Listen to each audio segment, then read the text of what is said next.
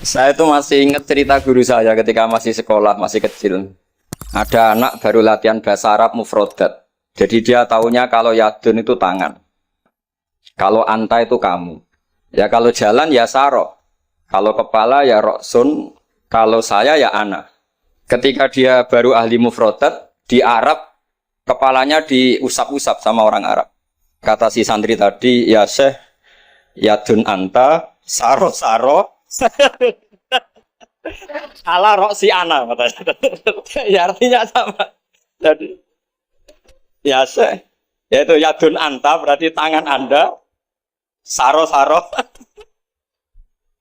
Terusannya itu ala roksi ana pada kepala saya. Jadi dia belum bisa mengatakan misalnya yaduka ala roksi, tapi ya yadun anta, saro saro, ala roksi ana. Nah semoga semua dialek tadi nggak termasuk kategori yang itu. Saya dulu sekolah kakak kelasnya Gus Zofur itu ya punya temen kalau dimarahi di kelas itu bilang, Gus tadi saya dimarahi di depan alladzina aja. Jadi apa maknanya alladzina katanya? Katanya di depan orang apa? Banyak. Karena setiap ngaji alladzina wong akeh. Jadi kalau dimarahi di depan publik berarti dimarahi di depan alladzina. Nah ini kapan? Saya tadi pamit sama Gus Zofur itu kapan-kapan bisa disewa enggak Gus? Bisa kan? Ini menurut saya masalah yang lumayan serius. Saya pernah didolani lah sama Habib Soleh Alatas dari Tegal. Ternyata kru dari TV 7 atau kru dari Khazanah sering juga minta masukan dari beberapa narasumber untuk memberi penjelasan tentang tarikh sebenarnya misalnya tentang Umar. Di sini biasanya khas ulama itu dilematis karena kalau ngasih, biasanya pemeran perempuannya benar-benar perempuan. Jadi resikonya kalau cantik itu nanti jadi masalah ikhtilatur rijal wan nisa. Kalau tadi enggak, karena Anwar 3 mungkin. Atau mbak-mbaknya enggak mau berdampingan dengan Abu Jahal, enggak tahu tadi. Jadi saya enggak tahu tadi pertimbangannya itu fikhan atau apa trauma ya, karena takut itu. Para adik-adik santri yang saya cintai, saya bersyukur sekali karena saya biasanya nggak pernah mengacara mau itu hasanah ini mutor ya, karena yang merintahkan guru kita yaitu Kiai Haji Agus Abdul Ghafur. Begini, saya punya usul pada anak-anak. Saya bagaimanapun sangat mencintai Pondok Al Anwar. Saya usul sama anak-anak, terutama yang putra ya, supaya tetap menghafal fikih. Jadi kalaupun ditakdir nggak bisa berbahasa Arab kayak tadi, kayak Abu Jahal dan siapa tadi, Sayyid Hamzah dan sebagainya, setidaknya menghafal ahkam fikih. Al-ahkam al-fiqhiyah. Jadi saya mohon muhafadzahnya itu tidak hanya Quran lafdzon wa tilawatan, tapi menghafal ahkam. Ini penting sekali karena kelebihan kita di kampus. Ini pengalaman saya kerja di kampus. Keunggulan kita adalah kita ini hafal kepastian hukum fikih. Jadi misalnya Kangkang harus hafal meskipun nggak bisa baca teksnya kalau iddatul mutafa'an hazaujuha itu arba'ata asyuri wa asyra. Kalau dia min dzawatil hamli wa ulatul ahmali ajaluhunna ayyatuna hamlahun dan sebagainya dan sebagainya. Ini penting sekali karena ternyata yang saya baca beberapa orientalis atau beberapa orang barat itu masuk Islam itu karena Islam itu dianggap hukumnya itu detail. Termasuk mengatur pernikahan, perceraian, tata kelola ekonomi, tata kelola negara dan sebagainya dan sebagainya. Saya pernah ditanya menyangkut ekstremis. Kalau dalam bab dosa besar misalnya.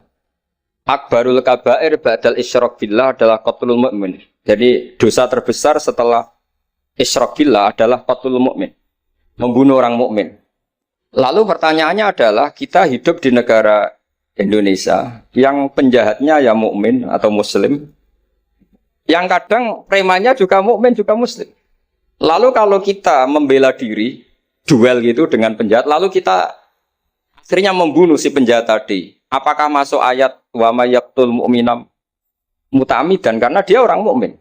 Jawabannya adalah kitab fikih itu menyediakan bab namanya kitabus siyal. Bahwa mangkutila duna mali fahuwa syahid. Mangkutila duna ahli fahuwa syahid. Orang yang duel dengan penjahat kemudian dia mati adalah dia mati syahid. Dan dia kalau terpaksa membunuh, tentu ada aturan-aturannya ya dengan tartib yang ditentukan di kitab-kitab fikih. Itu penjahatnya damnya itu muhaddar. Sehingga dia tidak kena kisos. Si sahibul bait tadi yang punya rumah tadi. Sehingga dengan fikih-fikih yang detail saya harapkan santri sarang. Karena dulu Mbah Zubair itu ma'ruf bil faqih. Saya sering kalau ngajar cerita bahwa misalnya Gus Zofur ngaji sama Mbah Mun ngaji sama Mbah Zubair ngaji sama Mbah Fakih Mas Kumambang, Mbah Fakih ngaji sama Mbah Mahfud Termas. Lah Mbah Mahfud ini muridnya Sayyid Abi Bakar Sato, Sohibul Li'anah. Sayyid Abi Bakar Sato punya kakak namanya Sayyid Umar Sato. Itu dulu kiainya mbahnya Mbah Mun itu. Ahmad Su'aibin. Itu dulu berwasiat kalau ngojlok adiknya Sayyid Abi Bakar Sato yang punya kitab I'anah itu. Serana gunane mulang kitab gede-gede, sing penting apal kan. Akhirnya kita ini korban konsepnya Sayyid Umar, jadi disuruh muhafadzah. Karena memang harus hafal, jadi mahfudot saat tadi jagoan sama Gus Zofur. Apa ingat ketika dulu muhafadzah? Karena kalau kita muhafadzahnya alfiyah itu gurunya bisa kita akali. Kalau kita pura-pura guru itu biasanya malu nyemak pakai kitab, karena dikira nanti tidak hafal. Akhirnya murid-murid tahu. Mesti kebut ya Gus, enggak mesti bingung. Jadi ada trik. Ya akhirnya betul anak-anak dikebut terus gurunya semuanya terus wes pun Pak. Jadi bisa diakali juga akhirnya ya lolos. Terus cerita kedua ini kisah nyata.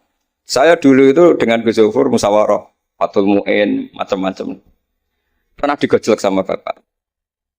Aku masuk krungu kon alim fikih ambek Gus Zofur makili Anwar, tapi aku ora percaya kon iso jawab pertanyaan. Napa, Pak? Itu ada seorang imam lupa baca Fatihah, langsung baca Sabbihisma rabbikal a'la. Kemudian makmum bilang subhanallah. Karena si imam tadi hanya hafal tadi 3 juz tadi. Itu enggak pede. Ganti wadduha. Wadduha makmumnya masih bilang subhanallah. Akhirnya ganti surat yang dia pasti benar, yaitu ganti kulhu. Karena dia dikira kalau surat panjang itu salah. Akhirnya diganti kulhu, masih subhanallah. Lalu makmum tahu ini nggak ada solusinya kecuali dijelaskan secara jelas. Orang mau coba Fatihah. Lah itu fikih kita. Makanya saya berharap nanti Gus Zofur juga ngarang fikih yang seperti ini.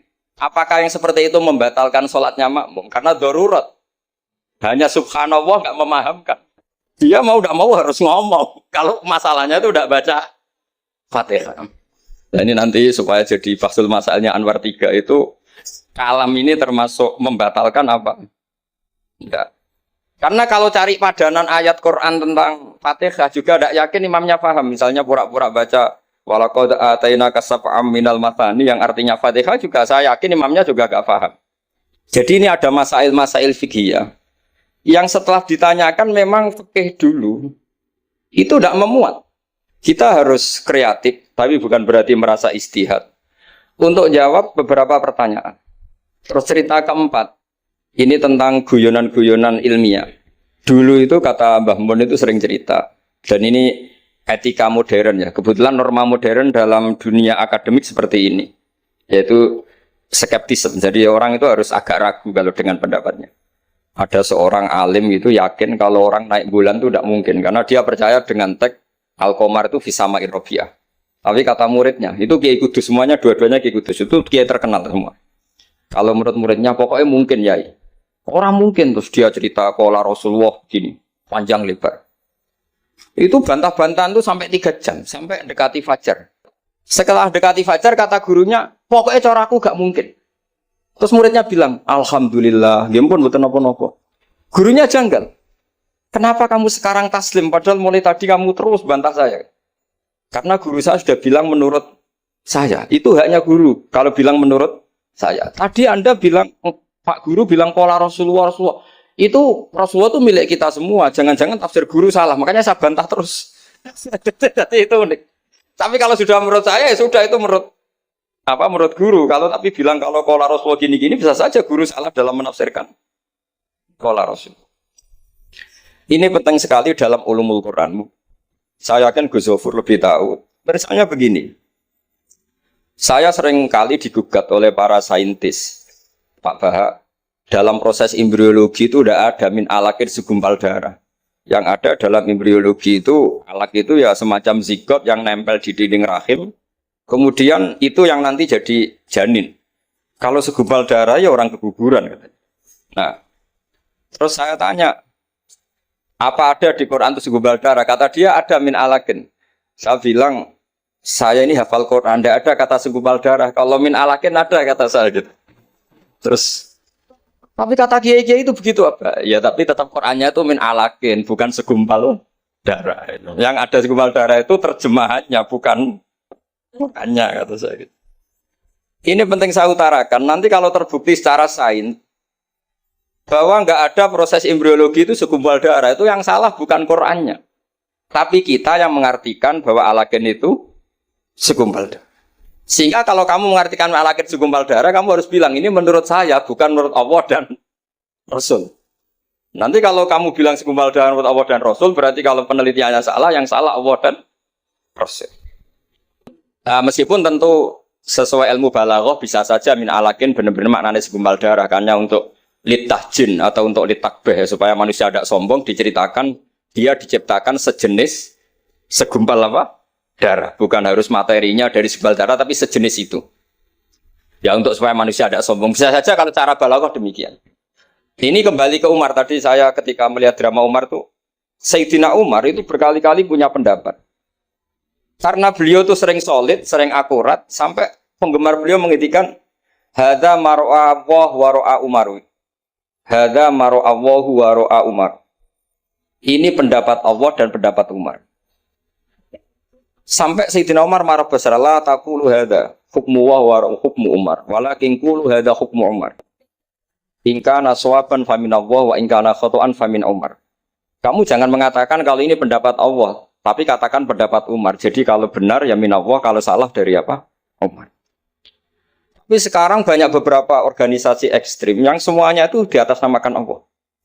Mungkin Gus Zofur lebih tahu, lebih ngalami. Orang itu kalau benci seseorang yang kelas nasional, wah itu sudah dihujat, dimaki-maki. Kita yang menemani mereka itu juga dihujat. Wong fasik, wong keliru kok dikancani. Karena pikiran fikihnya adalah kita harus tafrik bainal haqqi wa bainal batil. Harus jelas ada demarkasi mana hak, mana apa? Batil.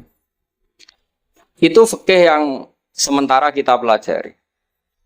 Sehingga mungkin orang enggak apa ya istilahnya akan menyalahkan lah saat kita bertemanan dengan orang yang macam-macam di Jakarta, apalagi orang liberal macam-macam. Tapi kalau sampean ngaji lagi di atas itu, misalnya belajar ilmu tasawuf, kita diajarkan kalau kamu berteman sama orang dolim, ma tadri madza yuhtamu bih. Orang dolim itu kamu pun tidak tahu madza yuhtamu bih. Jangan-jangan dia yuhtamu bi husnil khotimah. Kamu juga nggak pernah tahu madza tuhtam. Apa kamu nanti tuhtam bi husnil khotimah apa suil khotimah. Sehingga orang-orang tasawuf itu melihat orang dolim ya tetap hormat. Karena tidak tahu nanti akibatnya jangan-jangan dia husnul khotimah. Kita yang suul khotimah. Ini penting bagi anak-anak Anwar 3, murid-murid Gus Zofur, sehingga orang-orang alim itu harus kamu beri ruang, meskipun secara zahir berteman orang-orang yang macam-macam. Karena itu ada ilmunya. Kita tidak ngambil sikap itu ada ilmunya. Makanya di kitab Hidayatul Hidayah, beberapa kitab tasawuf diterangkan, kalau kamu melihat orang fasik, jangan-jangan yuhtamu bi husnil khotimah. Kamu tidak. Kita ingat cerita Wahsy. Wahsy itu orang yang dilaknati Rasulullah karena qatilu Hamzah. Ketika Nabi aksara min la'nil kuffar, malah nazala qaulu ta'ala laisa laka minal amri apa? Syai'un aw yatuba alaihi. Dalam surat Ahzab ketika Allah mensifati orang munafik, itu masih ada kata wa yu'adzibal munafiqina insya'a. Masih ada kata aw yatuba alaihi.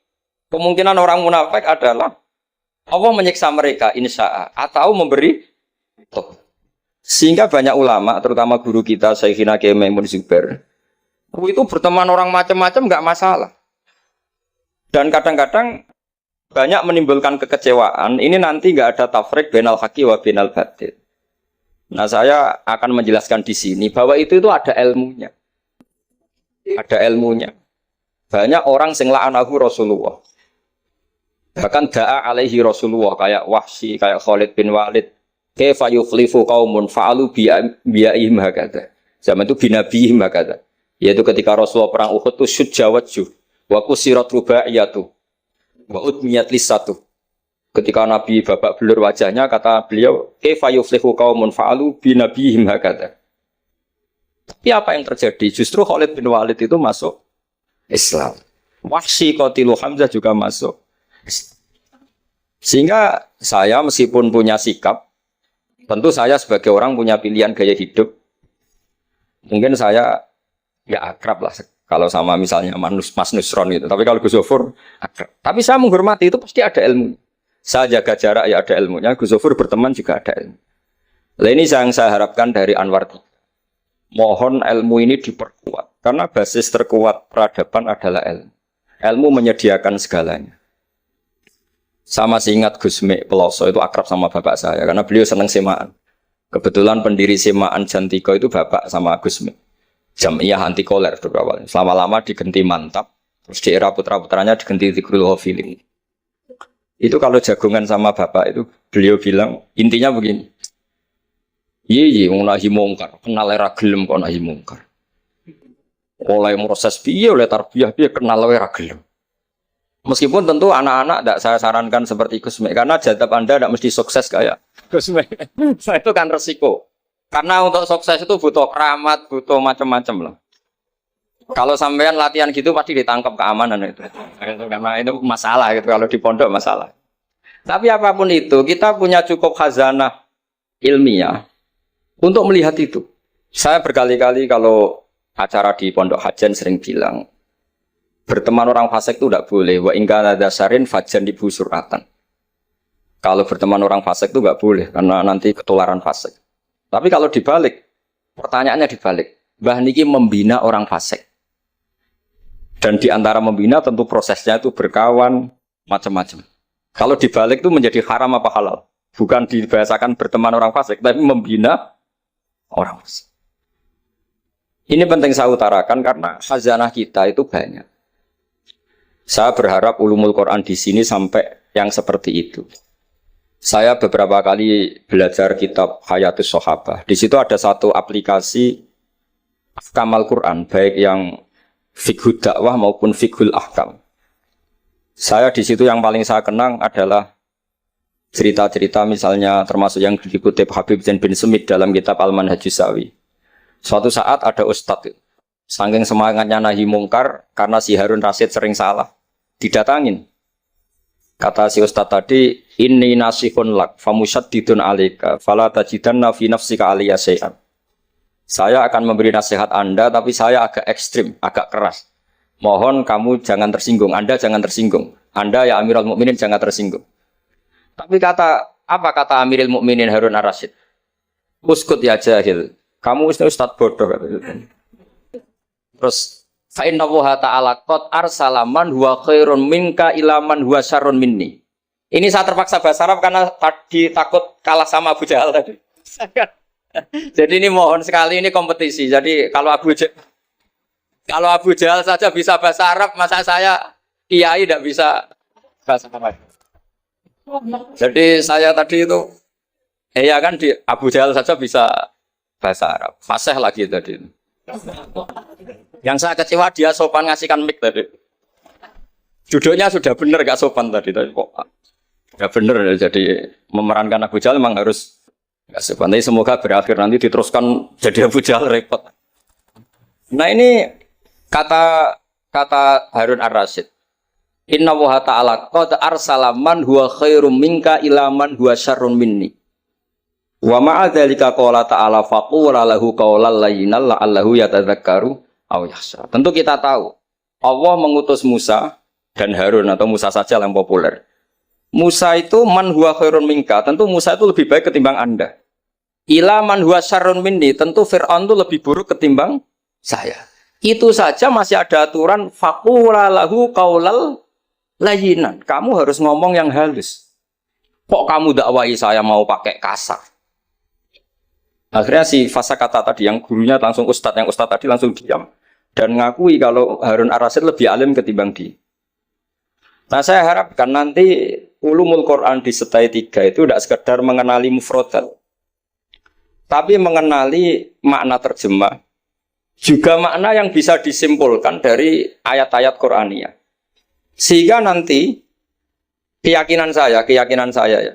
Apapun berubahnya zaman, nanti Quran itu tetap bisa dibaca kalau cara maknani seperti itu. Tapi kalau Anda maknani mufrodat, resikonya adalah mufrodat yang disebut itu kadang sudah tidak ada. Yaitu tadi misalnya wal khayla wal biwala wal hamira litarukabuha wazina. Tentu sekarang kita naik Innova, kita naik mobil, bukan naik khayl, bukan naik biwal. Tapi kalau dimaknani secara tadi, pokoknya ada markup, ada tunggangan yang kita naiki, ada tunggangan. Dan kalau kita dapat nikmat tunggangan itu, kemudian kita syukur, litaslahu ala dhuhuri, ya yang penting sumatat guru nikmat rabbikum. Ini penting saya aturkan karena saya berkali-kali berdebat juga. Kalau di kota itu kan ada dialog. Bahkan ini mungkin Gus Zofur lebih tahu ya. Saya pernah di UII itu pernah disurati sama Majelis Mujahidin Indonesia. Di situ diterangkan kalau sekian terjemahan Kemenak itu salah sekian. Miliknya UI salah sekian. Nah, di antara yang diundang itu saya dianggap makili UII. Tapi apa yang terjadi? Mereka itu karena maknani itu pakai mufrodat, tidak mau pakai ilmu balaghah, tidak mau pakai analisis-analisis yang harusnya terjadi dalam ulumul Quran. Saya punya contoh demikian. Saya sering belajar kitab namanya kitab Ar-Risalah, karangannya Imam Syafi'i ketika sering surat-suratan sama Abdurrahman bin Mahdi. Kata Imam Syafi'i, Quran itu lisanul Arabi, dan lisanul Arabi itu awsa'ul lisanan, lisan yang paling luas. Sehingga ketika beliau ditanya, kenapa Anda mewajibkan tolabul ma, mencari air, ketika orang harus tayamum di perjalanan. Terus Imam Syafi'i menjawab, falam tajiduma'an, kemudian kalian tidak menemukan air. Itu baru fatayammamu sa'idan thayyiban. Beliau dengan enteng mengatakan, la yuqalu liman lam yatlub lam yajid. Orang yang belum pernah mencari tentu tidak bisa dikatakan tidak menemukan, tapi tidak tahu namanya. Jadi kalau dikatakan tidak menemukan, pasti pada sabkit tolab setelah mencari. Kalau belum mencari kok mestinya tidak tahu, bukan bisa dibahasakan tidak menemukan. Nah, saya berharap anak-anak ini karena ditunggui Mbah Mun yang ma'ruf dengan tafsirnya Gus Zofur. Karena Mbah Mun itu murid Said Alawi. Said Alawi punya karangan Takirat Faidul Khobir yang di karang Said Alawi dengan Habib Abdurrahman Al-Musawa kalau nggak salah. Yang nyarain agamanya Syekh Zamzami. Dulu saya belajar itu juga sama Gus Zofur karena dulu yang ngajar Mbah Mun sendiri. Saya juga sering menerima keluhannya Gus Zofur di Jakarta, di mana-mana orang analisis Quran itu tidak pakai ilmu balaghah. Ini repot sekali. Karena kalau kita tidak pakai balaghah, maka al-adat yufidul hasra. Kalau dalam kaidah usul fikih, al-adat la yufidul hasra. Ketika Allah pakai kata hitungan itu belum pasti hasr. Jadi taruh saja misalnya begini, ini yang kisah nyata dalam hadis sahih. Ketika Rasulullah itu memintakan maaf sama orang munafik, terus kata Allah mengingatkan intastaghfir lahum sab'ina marratan fala yaghfirullahu lahum. Kata Nabi, jika 70 tidak bisa dimaafkan, wa sa'azidu ala sab'in. Ya sudah, saya tambahi lebih dari 70. Ternyata sama Allah didhawuhi, maksudnya tidak gitu. Kamu mintakan ampun untuk orang munafik maupun tidak, sama-sama tidak saya ampuni. Sehingga terus ada kaidah al-adat la yufidul hasra. Ini penting dalam ulumul hadis atau ulum usul fikih. Karena kalau nuruti adat, Nabi sering dawuh misalnya man sholal bardan dakhalal jannah. Orang yang sholat pada waktu dua dingin yaitu subuh dan asar dakhalal. Terus kamu mau tidak sholat zuhur misalnya. Dan sebagainya dan sebagainya. Nabi sering menyebut kebenaran misalnya kebaikan adalah ini. Terus kamu tidak akan melakukan kebaikan yang lain, tentu tidak mungkin. Ini masalah-masalah yang menurut saya serius semenjak ada banyak ormas-ormas yang sidik-sidik katanya kembali ke Quran dan apa? Hadis. Itu tapi kalau guyonannya orang-orang pesantren, ya kamu saja yang kembali. Karena keluar Anda terlalu jauh. Kalau kita tidak perlu kembali, wong sudah di dalam katanya. Yang keluyuran kemana-mana kan kamu. Kalau kita tidak pernah kemana-mana. Jadi ngapain kita yang kembali? Anda saja yang apa? Kembali. Jadi ini penting ya. Penting sekali. Karena pengalaman saya di Jogja, pengalaman saya di Jakarta ketemu orang macam-macam itu. Memang pernah ya di Jakarta pernah ada satu acara. Ya acara seperti ini. Itu yang datang seorang kiai yang ya biasa pakai sarung, ada yang pakai celana. Itu pas mulai pegang mic ada separuh hadirin keluar. Alasannya gampang. Belum enggak pakai sunnah Rasul. Karena kiainya enggak cingkrang. Itu sudah keluar separuh. Ketika saya ditanya, Pak, kenapa Anda masih mendengarkan mereka? Mereka enggak ikuti sunnah Rasul, mereka enggak cingkrang. Kata saya gini, Rasulullah itu hafal Quran. Dan saya kebetulan saya hafal. Jadi saya sudah ngikuti sunnah Rasul. Jadi kalau Anda ingin sunnah Rasul kayak saya harus hafal Quran. Kalau motong celana itu gampang. Kalau potong celana itu gampang. Itu kan murah sekali dan mudah. Itu mikir dia. Ternyata mereka bilang sunnah Rasul itu hanya jenggot, cingkrang, wayoh bila ada tambahnya itu. Itu lah ini saya tantang anak-anak Anwar 3 supaya ngikuti sunnah Rasul yang keren, yang tantangannya berat, yaitu hafal berapa Gus tadi 3 juz itu. Itu saya tuh sering protes sama anak-anak. Itu nanti kalau ketemu malaikat Jibril, Anda dianggap mengikhtisar Quran. Oh, itu kan. Masa Quran 30 juz jadi 3 juz. Itu kan kayak kitab Mukhtasar Jiddan, jadi dari kitab besar terus diringkas. Saya tidak bisa bayangkan kalau Anda nanti ditanya malaikat Jibril, kenapa Quran saya turunkan 30 juz jadi 3 juz. Ya tapi karena ya itu tadi, karena saya yakin Gus Zofur orang alim itu tadi kaidahnya itu malayudroku kullu, layudroku kullu. Kalau nggak bisa semua jangan sama sekali. Ini sekedar pengalaman untuk anak-anak. Kalau di pondok Quran itu sampai deres kulhu itu buatan berani. Karena dikira kayak sudah sampai 30 juz. Memang pondok Quran itu unik. Anak-anak itu bisalahnya 2 juz 12, juz 13. Tapi juz amma itu udah hafal. Karena ketika menghafalkan itu udah kober ngapalkan yang juz amma. Memang hafal betul juz 7, juz 8. Tapi juz amma kadang nggak bisa, buat duha kadang nggak bisa. Imam Mitraweh kadang nggak bisa dia, karena dia surah kober, karena ngapalkan Quran itu kan berat. Karena suatu saat saya tuh tahlil jajar santrinya bapak. Dia tahlil kulhu, waktu tahlil kulhu itu juz 30, kayak apal 30 aja gitu. Jadi untuk baca kulhu itu memang harus urut setelah melewati juz 1, juz 2 sampai juz 3. Sampai seperti itu. Gayanya maca kulhu kayak wis apal juz 30. Sehingga di pondok Quran tuh gak ada yang berani terus juz 30 karena kesannya kan sudah. Iya, jadi itu tradisi yang mungkin iya, mungkin beda itu. Saya sendiri juga gak seneng kalau ada santri kok terus juz 30 itu kok melete itu kok sudah. Nah ternyata di sini saya ketemu santri-santri yang jurus juz 30 terus ini. Wah ini menurut saya ini agak masalah dalam tradisi saya ya, terhadap tradisi kami. Jadi ya itu tadi karena cara pandangnya beda. Jadi cara pandangnya beda. Tapi saya berkeyakinan memang saya sering ketemu Gus Iit, adiknya Gus Zofur. Beliau sering cerita ke saya, Gus kalau bisa nanti sarang itu semacam kayak Islamic Center. Karena kita tahu semua kayak apa alimnya Gus Naji, kayak apa alimnya Gus Zofur, alimnya putra-putra Mbah Mun. Sesuai bidang spesifikasi ilmu masing-masing. Saya sering nasihati yai bahwa semuanya itu ada ilmunya. Tadi misalnya Anda tidak tegas sama orang fasik, itu ya ada ilmunya. Karena mungkin kita tawaduk, la nadrima yuftamu bihi. Kita tidak tahu si fasik tadi yuftamu bi apa, kita tidak tahu. Kita sendiri nggak pernah yakin kalau kita nuftam misalnya bagus nih khotimah. Saya kalau di Jogja ketemu orang liberal, ketemu orang macam-macam, saya pakai ilmu itu. Tapi kalau saya ngaji di pesantren pakai ilmu at-tafriq bainal haqqi wa bainal batil. Kalau santri baik ya tak puji, kalau yang nggak baik ya. Tapi yang jelas nggak tak saboyong. Karena pondok saya bilang nggak punya adat boyong. Kata bapak, kena keramat, santri sing beling dilalak boyong, tapi jogeman boyong gitu. Jadi berarti karena kalau musuhnya boyong berarti tidak keramat karena pakai kriteria fikih tadi pakai. Ini penting saya aturkan karena jangan sampai khazanah kearifan wali songo yang kancanan orang macam-macam. Ada 7 hari ya diterima, 40 hari ya diterima. Zaman itu ya nggak diterima sebagai khurafat bid'ah ya enggak. Sehingga menurut saya wali songo itu adalah panutan di mana itu semuanya diselesaikan bil ilmi. Bukan karena emosi si reaksi itu enggak, semuanya bil ilmi.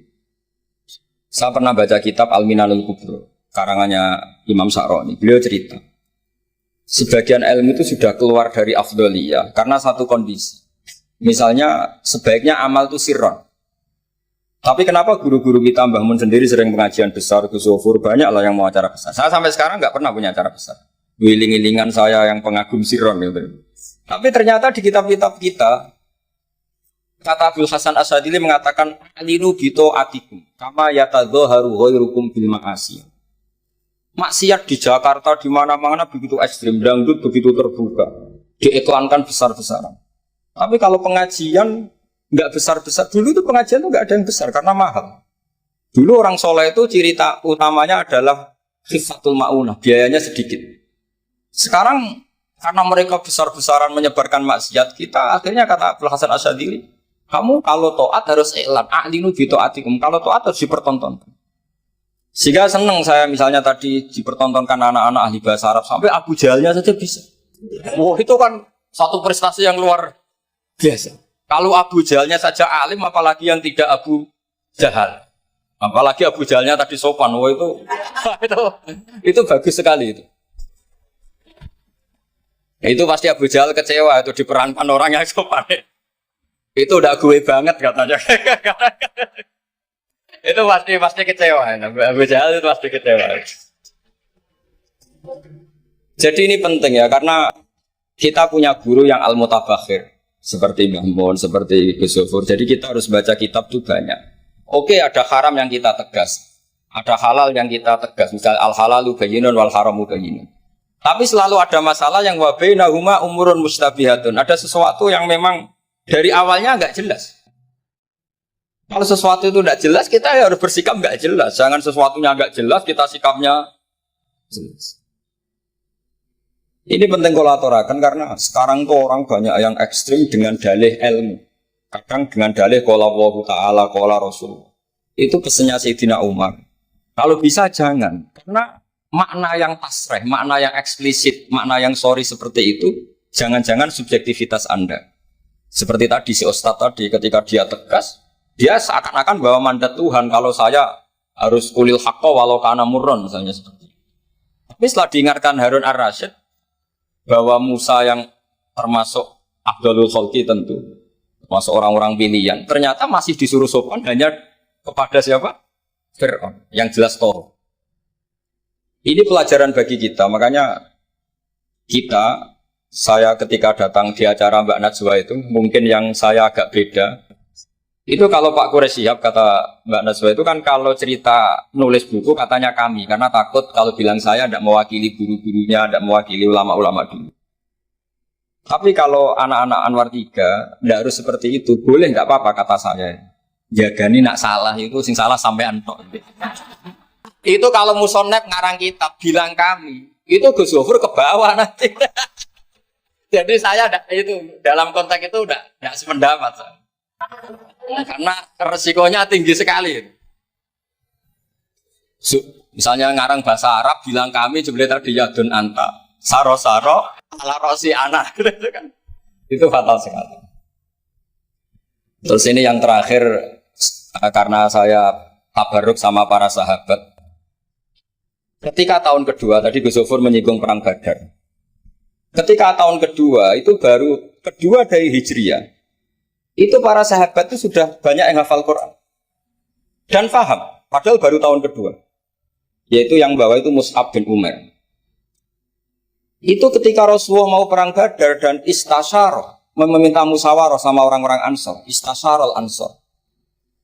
Karena orang Ansor itu hanya punya kompensasi jika engkau ya Rasulullah ke Madinah, Yasrib dulu, maka kita akan melindungi engkau sebagaimana kita melindungi nisa'ana wa abna'ana. Tapi masalahnya perang Badar itu Rasulullah harus keluar dari Madinah. Rasulullah sehingga khawatir jangan-jangan orang Ansor tidak berkomitmen dengan perjanjian itu karena itu di luar apa? Perjanjian karena sudah keluar dari Madinah. Ketika istasyarul Ansor, apa kata itu? Mikdad bin Aswad, ada yang nulis Mikdad bin Amr. Karena bapaknya namanya Amr, cuma dia masyhur disebut Mikdad bin Aswad. Ada rawi yang mengatakan itu Sa'd bin Mu'adz, tapi yang jelas itu Mikdad bin Aswad. Ini ingat ya, tahun kedua dari Hijriah. Apa kata Mikdad? La naqulu laka kama qalat banu Israil fathab anta wa rabbuka faqatila inna hauna qa'idun. Walakin idhab anta wa rabbuka faqatila inna ma'akuma muqatilun. Ya Rasulullah, kamu jangan khawatir kalau kita-kita ini pecundang kayak orang Bani Israel. Orang Bani Israel itu kurang ajar sekali. Mereka yakin kalau Musa itu orang hebat. Dan tentu Allah adalah zat yang super. Ala kulli syai'in. Kalau Allah itu superior, kemudian kamu kenapa susah-susah ngajak kita? Buat jenengan sama Allah datang ngelawan Jababiro, tak tunggu beritanya. Itu kadang-kadang santri sekarang ya kayak Bani Israel. Itu kalau ngerti kiainya keramat, misalnya Gus Zofur lari seminar keramat, terus kiai kuwi sugih ora usah diaturi gitu. Jadi kadang keyakinan itu ya salah. Seperti tadi, Nabi Muhammad itu para pangeran, nak perang ora usah dibantu, kan bisa melibatkan Jibril, Israel kan selesai. Itu bisa fatal kalau seperti itu. Banyak loh kiai-kiai keramat ngeluh itu karena santrinya terlalu kultus keramat, terus santrinya orang mikir kiai ini. Ini buatan nyindir fakta gitu, terus biasa mawon. Dan terus menurut saya itu tradisi yang salah.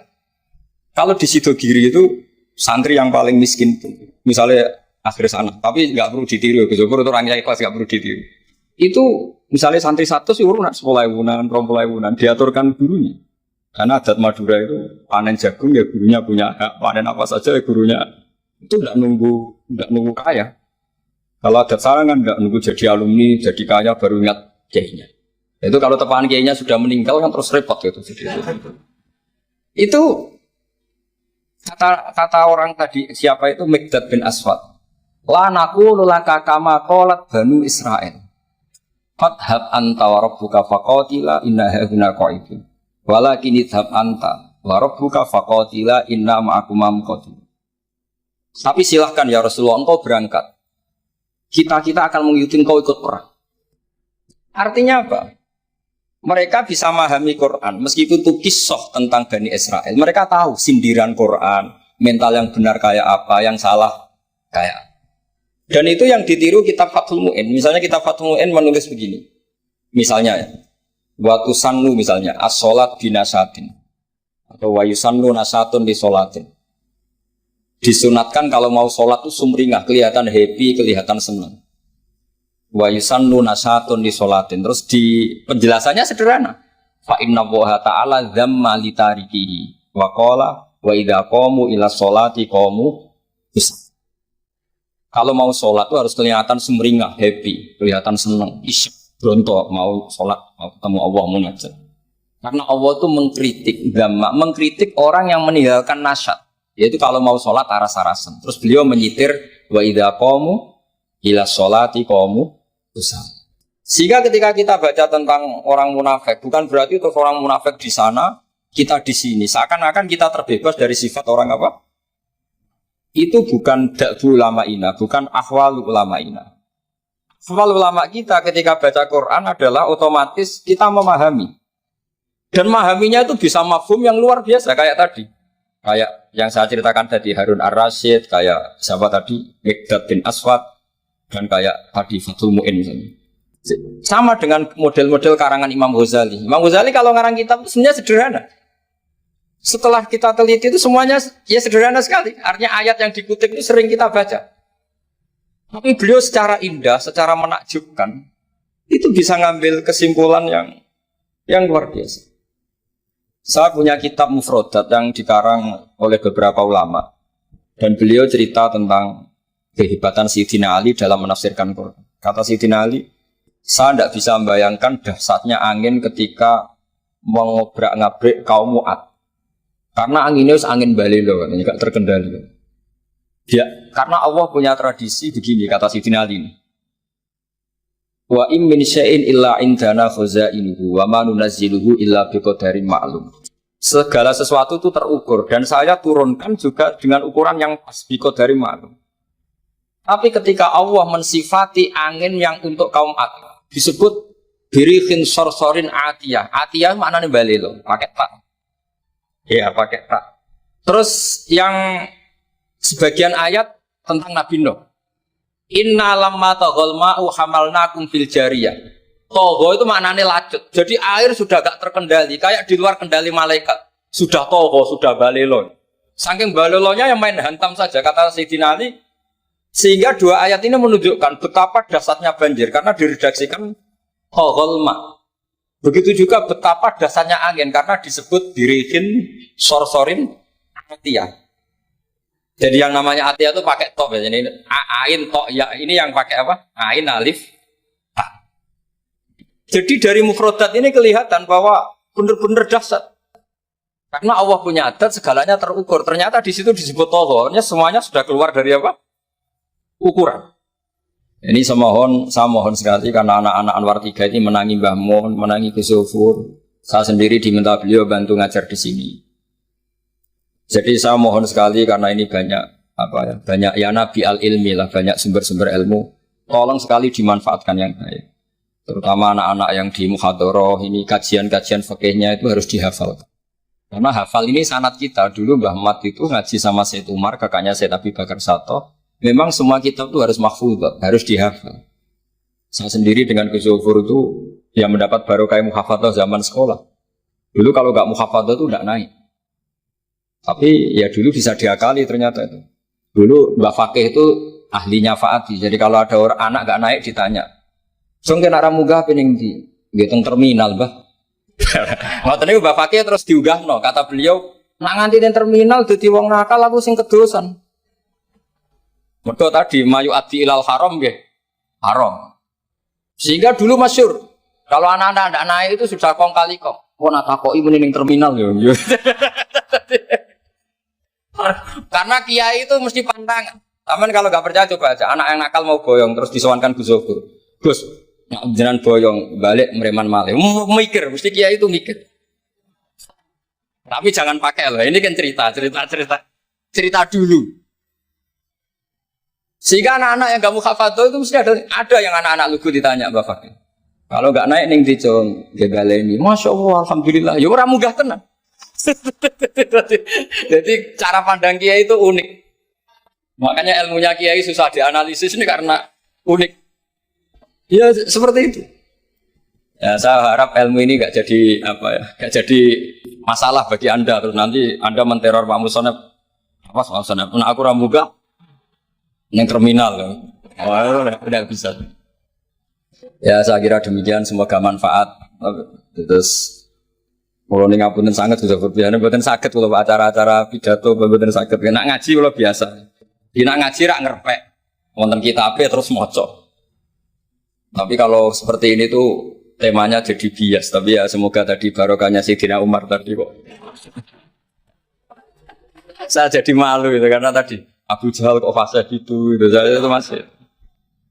Ya monggo doa bareng-bareng ya mugi-mugi pondok ini pondok sing mubarokan sing nafi'an ummati Rasulillah nasihan lillahi wa li rasulihi wa li kitabi wa li aimmatil muslimin wa amati. Al-Fatihah. Bismillahirrahmanirrahim. Alhamdulillahi rabbil alamin. Ya kana